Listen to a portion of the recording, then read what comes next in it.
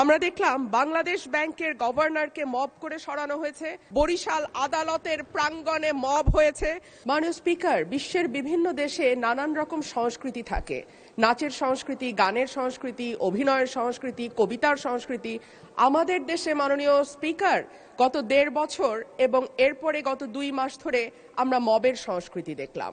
আমরা দেখলাম বাংলাদেশ ব্যাংকের গভর্নরকে মব করে সরানো হয়েছে, আমরা দেখলাম বাসসের প্রধানকে মব করা হয়েছে, বরিশাল আদালতের প্রাঙ্গণে মব হয়েছে, সুপ্রিম কোর্ট লয়ার্স রুমে মব হয়েছে, ডেইলি স্টার প্রথম আলো ভাঙা হয়েছে, চট্টগ্রামে ১.৫ বছর আগে নেচে গেয়ে নাচ এবং গানের মাধ্যমে মব তৈরি করে ছিনতাইকারী সন্দেহে পিটিয়ে মারা হয়েছে, কুষ্টিয়ায় একজন কথিত পীরকে পিটিয়ে মারা হয়েছে কিছুদিন আগে। মাননীয় স্পিকার, আমাদের সম্মানিত মাননীয় স্বরাষ্ট্রমন্ত্রী আজকে উপস্থিত আছেন।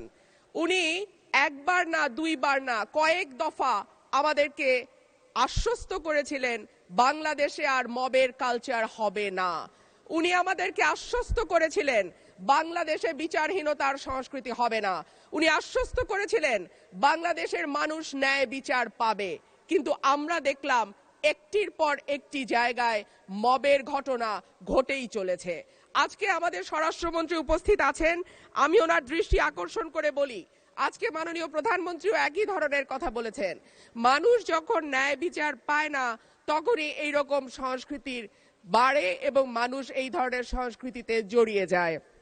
মানুষের মধ্যে হতাশা আছে, মানুষের মধ্যে ক্ষোভ আছে, মানুষের মধ্যে তীব্র বৈষম্য আছে এবং সর্বোপরি আছে দৃষ্টান্তমূলক শাস্তির অভাব।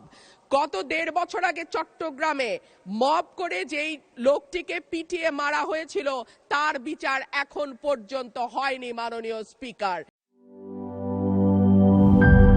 গ্লিটারের টুইন লেমন ও অ্যান্টিব্যাকটেরিয়াল ফর্মুলা বাসনকে চকচকে জীবাণুমুক্ত করে আমাদের দেয় গ্লিটার গ্যারান্টি।